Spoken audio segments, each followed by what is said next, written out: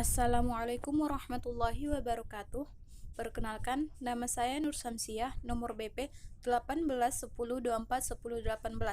Saya akan mempresentasikan hasil diskusi kelompok kami, yaitu tentang keanekaragaman hayati sebagai sumber pangan manusia yang belum dikenal secara umum.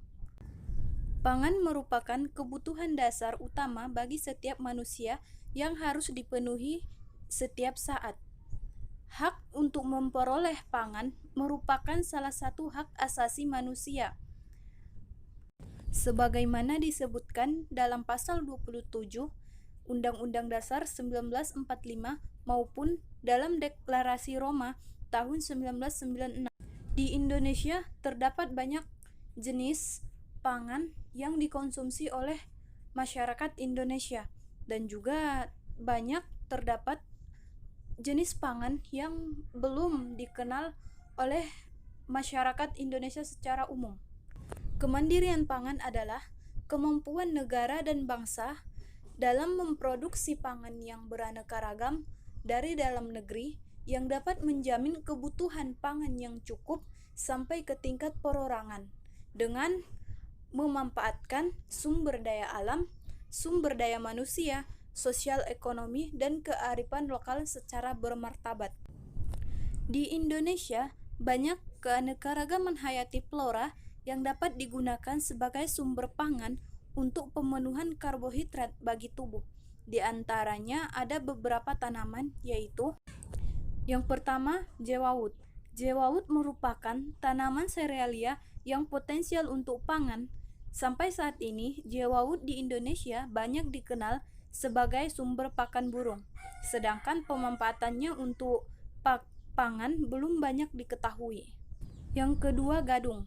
Umbi gadung atau Dioscura hypsida danis merupakan salah satu jenis tanaman umbi-umbian yang tumbuh liar di hutan-hutan, pekarangan maupun perkebunan. Umbi gadung merupakan salah satu sumber pangan berkarbohidrat tinggi. Karbohidrat dalam umbi gadung didominasi oleh pati. Selain memiliki karbohidrat yang tinggi, juga mengandung racun sianida yang dapat menyebabkan keracunan dan mematikan. Dipilihnya umbi gadung karena ketersediaan umbi gadung sangat melimpah di Indonesia, namun belum dimanfaatkan secara optimal. Gadung dapat memenuhi kebutuhan energi tubuh, sehingga perlu dilakukan beberapa proses untuk menghilangkan kandungan residu HCN atau meminimalkannya, sehingga umbi gadung menjadi aman dan layak untuk dikonsumsi. Umbi gadung dapat digunakan sebagai bahan baku pengganti tepung terigu, sebagai bahan dasar dalam pembuatan mie, roti, ataupun yang lainnya.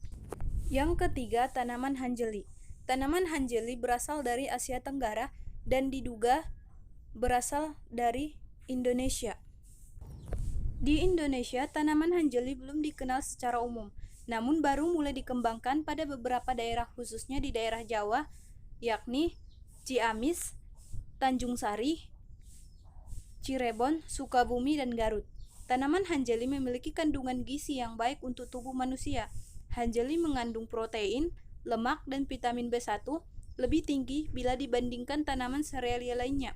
Demikian pula kandungan kalsium pada tanaman hanjeli lebih tinggi dibandingkan beras, jagung, serta sorghum. Tanaman hanjeli juga berpotensi untuk dikembangkan sebagai tanaman adaptif terhadap perubahan iklim karena tanaman tahan terhadap kekeringan. Yang keempat, ada quinoa.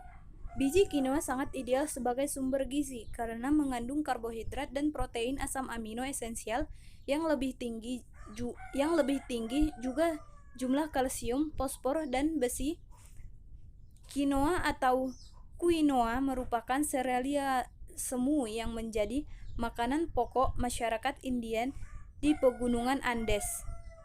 Kadar proteinnya lebih tinggi dibandingkan kentang Barley dan millet, tetapi lebih rendah dari oat. Quinoa juga merupakan sumber serat pangan, kalsium dan fosfor, serta tinggi magnesium dan besi. Quinoa tidak mengandung gluten sehingga mudah dicerna. Yang kelima, ada porang. Manfaat porang ini banyak digunakan untuk bahan baku tepung, kosmetik, penjernih air, selain juga untuk pembuatan lem dan jelly, yang beberapa tahun terakhir kerap diekspor ke negeri Jepang. Yang keenam ada ganyong.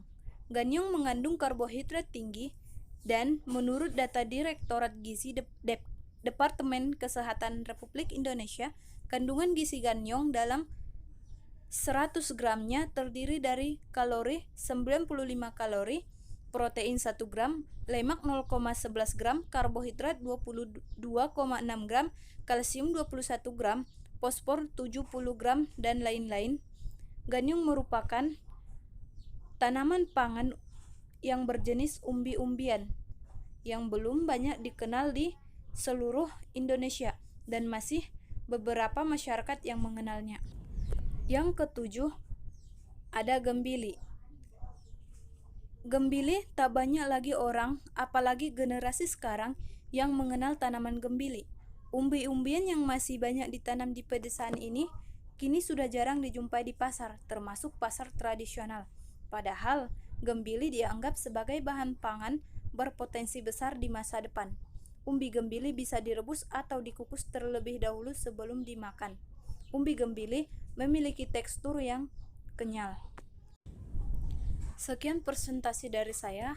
Apabila ada yang kurang, mohon ditambahkan, dan apabila ada yang salah, mohon dikoreksi. Assalamualaikum warahmatullahi wabarakatuh.